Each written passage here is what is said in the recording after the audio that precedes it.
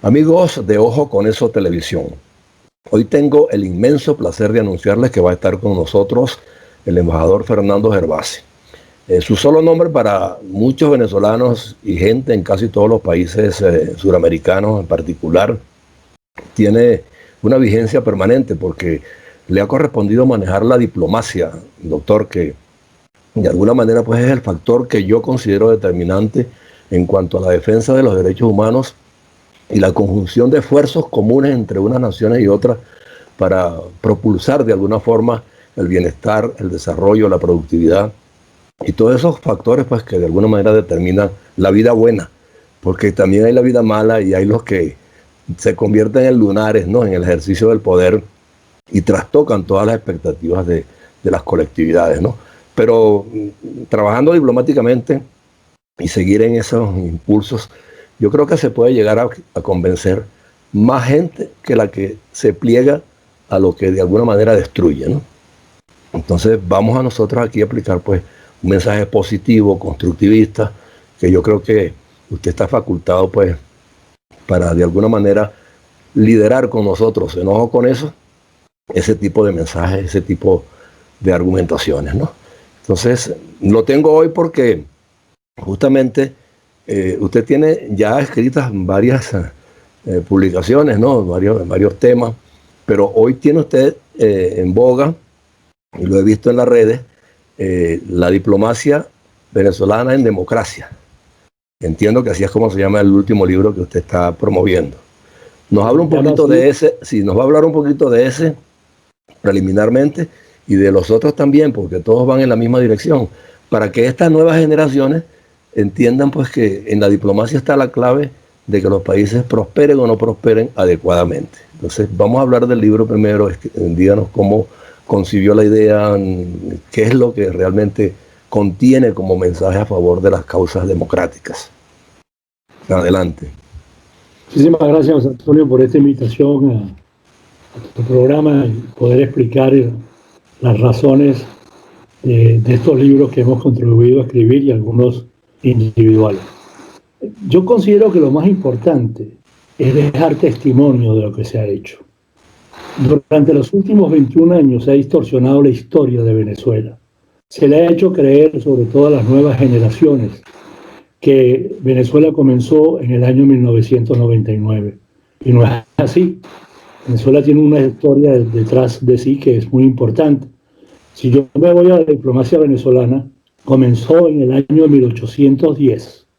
Ahí es cuando Venezuela manda las primeras misiones al exterior.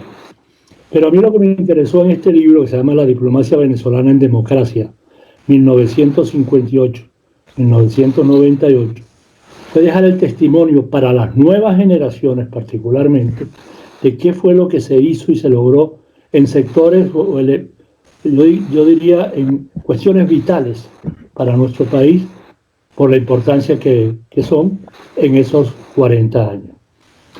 Este libro yo lo diseñé porque me lo pidió una editorial, la editorial Cálatos, que es venezolana, pero está aquí residenciada en Madrid, y con mucho éxito, por cierto.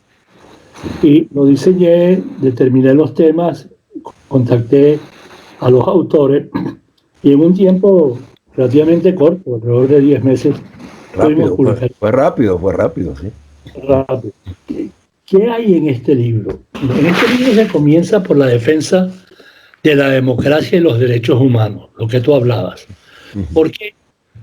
Porque la idea central de la política exterior venezolana a partir del año de 1958 y fundamentalmente después de la Constitución del 61 fue la democracia, la defensa de la democracia representativa y la promoción y defensa de los derechos humanos.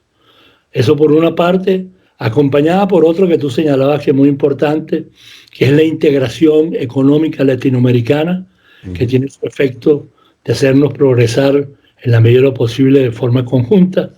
Y armoniosa.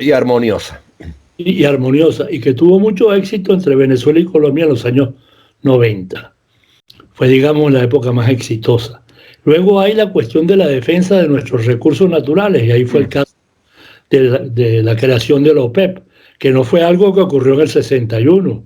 Ya antes de eso, Manuel Pérez Guerrero, en los años 40, comenzó a formular un poco la idea de esas cuestiones, incluso las trató con amigos árabes de él, porque él fue representante de Naciones Unidas en el Cairo a partir del año 49. Y el último elemento es un elemento muy importante, que es la defensa de nuestras fronteras. Hubo una política de Estado durante estos 40 años, una política de consenso. Si hubo divergencias fueron menores, pero en términos generales los gobiernos, tanto de Acción Democrática como de COPEI, mantuvieron un hilo conductor a lo largo de esos 40 años y la defensa de nuestras fronteras, particularmente la búsqueda de una posición única, la delimitación de las áreas marinas y submarinas en el Golfo. Colombia, sí, como Colombia, exacto. Y el rescate de las zonas Esequiba, ahí no hubo dudas en cuanto a esa posición unitaria y que conformó una política de Estado. No, y se ganó también la extensión de las áreas marinas y submarinas al Caribe, al norte, ¿no? Ese fue un caso muy importante porque no podemos desconocer que el gran negociador fue Isidro Morales Paul. Y ahí se ganaron como mínimo más de 500.000 kilómetros cuadrados en el área marina. Eso nos llevó, por cierto, y aprovecho para decirlo, Isidro fundó en el año 2003 el Centro de Estudios Estratégicos y Relaciones Internacionales. En Venezuela no había... No lo había, sí. Y lo pusimos a funcionar en la Universidad Metropolitana. Yo tuve el privilegio de comenzar con él, éramos pocas personas, y siempre fuimos pocas personas. Fuimos 6. Y realizamos muchos seminarios, mesas redondas, publicaciones. Lamentablemente él fallece en el 2005 y entonces yo asumí la dirección y inmediatamente hicimos un libro en homenaje a él que se llamó Las Fronteras de Venezuela y que es un excelente libro porque trata todos estos casos que estoy señalando, incluyendo lo que tú indicabas de la ganancia del territorio marítimo que se hizo a través de los acuerdos con Puerto Rico, o sea, los Estados Unidos, con República Dominicana, con Francia, con Holanda, con Trinidad y Tobago. No, y eso representó una robustez territorial inmensa, porque la riqueza que está allí, o sea, verdaderamente pues se pierde de vista. Además, porque hay importancia con el nuevo derecho del mar. Exacto. Se nos permite una explotación de nuestras riquezas de una manera, vamos a decir, más legal y más protegida. Y que una cumbre sobre el particular se efectuó en nuestro país para justamente manejar esa temática, ¿no? Ese es uno de los temas que tenemos en el libro de la diplomacia venezolana en democracia, que es la tercera conferencia sobre el derecho del mar, que fue, digamos, el hito que marcó el camino que iba a tomar las decisiones que se terminaron adoptando en Montego Bay mucho más tarde. Sí. Sí, desde luego. Ahora, yo siempre tomo episódicamente algunas cuestiones. Tomé esa de los derechos del mar, pero es que también hubo otras resoluciones y políticas de Estado con respecto a los convenios binacionales y multinacionales en materia petrolera, en materia de fronteras, en materia de defensa de las materias, los productos estratégicos. Y se creció enormemente en el hierro, en el petróleo, en todo esto. Se crearon corporaciones de todo tipo que robustecieron y le dieron vitalidad económica a Venezuela y que se hizo respetar en muchas otras esferas, producto pues de que era un proveedor seguro, confiable y con una tecnología de avanzada. Entonces todo eso provino de las gestiones diplomáticas que se hacían. Y es donde yo trato de comparar la diplomacia que ustedes ejercieron, que todavía ejercen y están en capacidad de aportar mucho, y que las nuevas generaciones de diplomáticos vinieron después por el lado militar nada más, se designaban cónsules y embajadores militares, y ahora pues siento que hay una cantidad de imberbes ejerciendo esos cargos que no tienen noción ni siquiera cómo se captan inversiones, cómo se captan propósitos de negocios de envergadura, ¿no? Y entonces viven en una politiquería contradictoria totalmente, y el país requiere, en una crisis como la que está ahora, de que la diplomacia sea el bastión fundamental para recobrar esos aspectos que tanta vitalidad nos dieron en un momento dado. Y yo creo que el libro suyo si estas nuevas generaciones los leyeran, encontrarían pues que ahí es donde está la cantera, ¿verdad?, necesaria para empezar a activarse en la defensa nacional, en lugar de estar pues en esa politiquería barata, ¿no? Lo que tú dices es muy cierto, y eso se debe esencialmente que a partir del año 2004, 2005, el gobierno de Chávez utilizó las embajadas como mecanismo de propagación y de propaganda política. Porque la política exterior que se viene aplicando hace 21 años, una política exterior, primero fue eminentemente personalista con Chávez, luego fue una política exterior totalmente ideologizada. No respondía a los intereses de Venezuela, sino a los intereses de la llamada revolución bolivariana para mantenerse en el poder.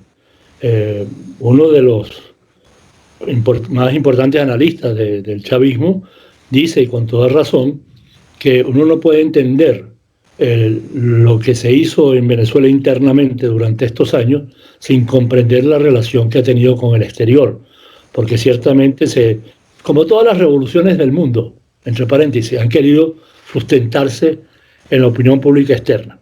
Pero lo que tú señalabas sobre lo que era nuestra diplomacia, te voy a citar un simple caso. Nosotros creamos la OPEP, muy bien, para el petróleo, pero no nos quedamos ahí. Exacto. En el año 1968, el doctor Pérez Guerrero, en la segunda conferencia sobre comercio y desarrollo, le planteó a los países productores de mineral de hierro crear una asociación para defensa del mineral de hierro. Y es una asociación muy interesante porque no solamente había países en desarrollo, como era el caso de la OPEP, había otros países como Suecia, que se formaban desarrollados, que formaban parte de ella. Otra organización que nosotros impulsamos en los años 70, particularmente se creó en el 77, fue la Organización de Países Latinoamericanos y del Caribe para exportar, para la producción de azúcar, exportación de azúcar, a la cual se asimiló un par de años después Filipinas. O sea que tuvo un alcance mucho más amplio que la región. Y así puedo citar múltiples casos.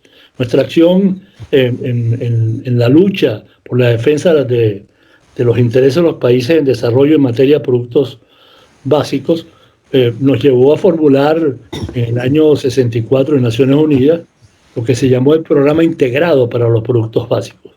Personalmente yo tuve que negociar la base financiera de eso, que es el Fondo Común, y eso tardó unos años. Eso lo negocié entre el 79 y el 81 siendo embajador en Ginebra ante Naciones Unidas. Esa fue la diplomacia activa nuestra, la que no solamente promovía y defendía la democracia como un elemento sustancial de nuestra propia vida política y de ciudadanos, sino también la búsqueda, como tú indicabas, de nuevos horizontes económicos, del crecimiento armonioso de la región, incluso de la coordinación de políticas a nivel internacional. Por eso participamos en el Sí, embajador, las gestiones que a cada uno de ustedes les correspondió hacer en cuanto a la interrelación académica para que Venezuela enviase a sus talentos a fortalecer sus conocimientos afuera y traerlos de vuelta al país para emprender cosas de gran importancia. Entonces, eso es la diplomacia verdadera, en todos los ejes, en todos los ángulos, con una visión cosmogónica. O sea, no se quedaron pues en la política minúscula a lo interno, sino que se proyectaron de manera inmensa y respetable. Por eso yo quiero que usted siga trabajando con nosotros en esta plataforma. Ojo con eso, porque es la manera pues de nosotros empezar a cabalgar sobre una temática mucho más creativa, mucho más esperanzadora, ¿no? Porque de verdad que la política nos está atormentando de tal manera en el día a día que la tribuna la toma un individuo que se dice presidente de la República, pero es para malponer todo y para descalificar todo lo andado, pero no aporta una idea novedosa que se iguale ni siquiera en mínima parte con estas cosas.